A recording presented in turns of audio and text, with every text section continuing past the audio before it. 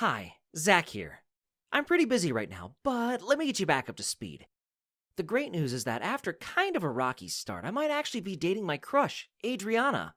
The not so great news is that Adriana got a call from her family to tell her that her mother was in the hospital. Things sounded pretty bad, so rather than waiting to try and get a flight, I offered to drive Adriana to her parents' home near Amarillo.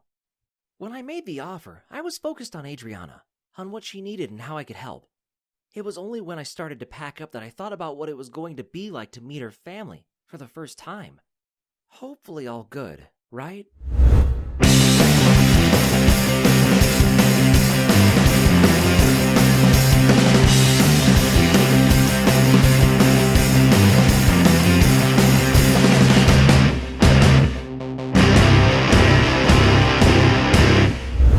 Here, it's the last bag.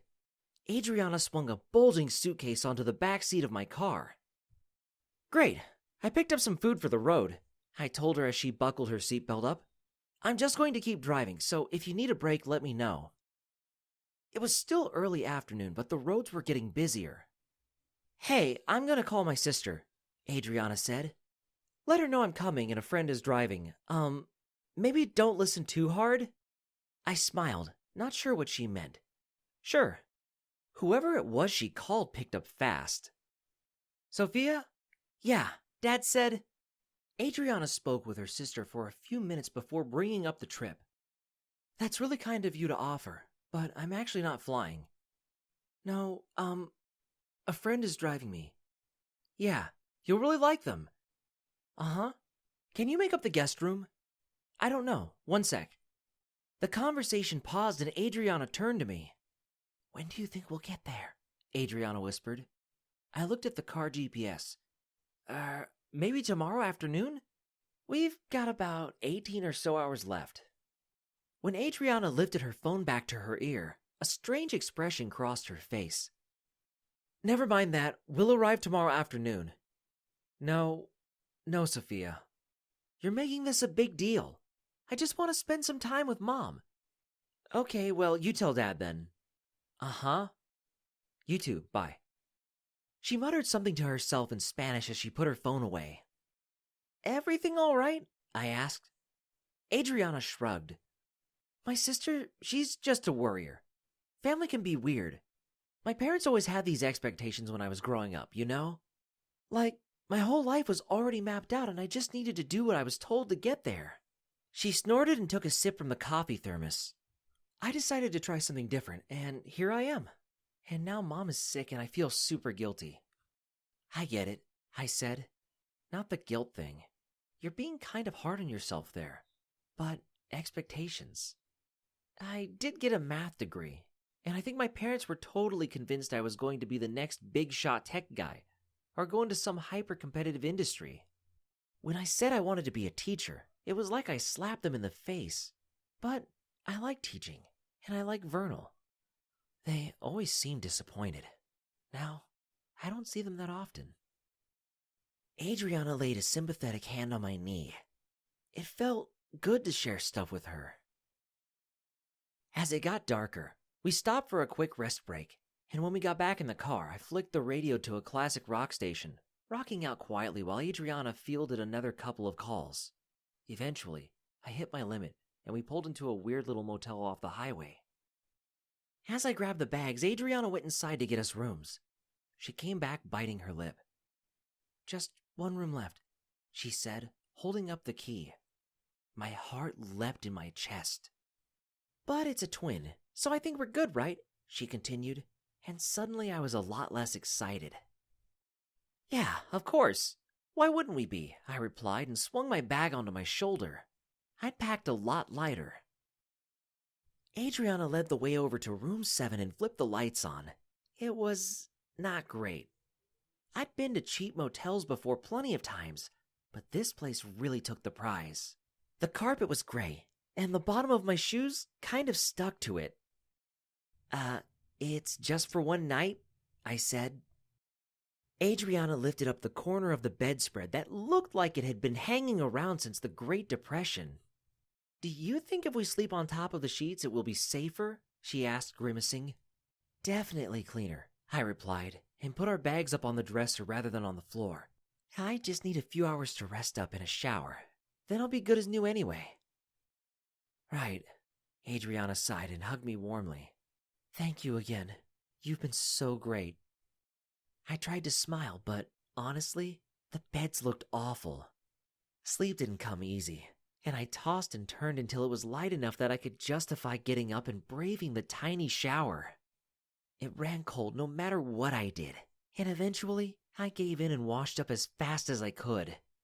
When it was Adriana's turn, I tried not to laugh, listening to her curse out the hotel, the owners, the shower, and anyone else she could blame. The drive that day flew by, the GPS leading us south of Amarillo and out past the suburbs to the countryside. We pulled up to a long, dusty driveway with a bright yellow mailbox painted with flowers on it. The ranch-style house sprawled around a large square courtyard that was already packed with cars and trucks. Just pull up on the gravel. Everyone here is helping Dad out, Adriana said and shrugged at me. Looks like you're meeting everyone all at once. She'd been uncomfortably tense and silent for the last hour or so of the drive, constantly checking her phone like we might already be too late. It was kind of a relief to hear her talk. So I pulled up on the gravel and I'd barely parked when a woman who looked almost identical to Adriana ran out of the house. Sophia! Adriana wrapped her in a hug. Everything is still okay, right? Or as okay as it can be? Hi, poor Mom. Can we go to the hospital right away? Or are there visiting hours or something? Sophia looked at me strangely. Well, let's go inside first and I think everything can be explained. And we can meet your, friend. Adriana smiled at me. Yes, Zach, he's been so good about this. I think Dad will like him a lot, and Mom too. Uh-huh. This had nothing to do with me. I just want to say that now. I was getting a really weird vibe off Sophia, but I thought maybe it was the whole family expectations thing that Adriana told me about in the car. It didn't seem to worry Adriana anyway, so I smiled back at her and followed the sisters into the house. But when we walked in, it was pretty clear why Sophia was so weirded out. A huge congratulations banner hung from the ceiling, balloons filled every corner, and a crowd of smiling people all yelled out, "Surprise!" Adriana recoiled into me, her hands pressed against her chest. I reached out to steady her, but my eyes hit one person I 100% didn't expect to see. Michael? I must have looked like a fish, my mouth hanging open in shock.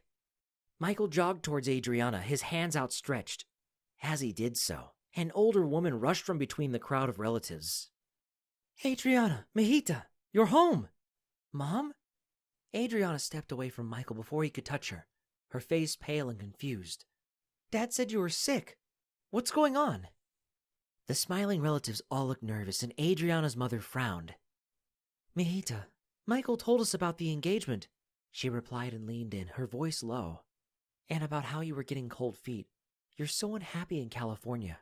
So, I thought if you came home for a little bit, we could have a nice party. Aren't you happy? Adriana rubbed her hand over her face, and when it looked like Michael was going to try and touch her again, I stepped in his way. The guy was clearly crazy.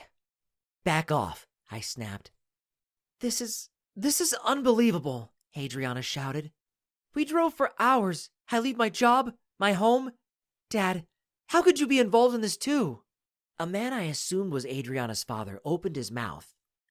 No, I don't even want to know, Adriana interrupted him, then turned to Michael. And you! We're over. Done. Finished. How many times must I say it? You're making a big fuss, her mother chided. Michael is such a nice man. You just need to let yourself be happy. I could practically feel the rage boiling off Adriana at this point. Sweetheart, you should listen to your mother, Michael nodded. Are you insane? I couldn't help saying it out loud. I'd never met anyone so delusional in all my life. Had he watched too many movies where persistence paid off rather than ending up in a restraining order?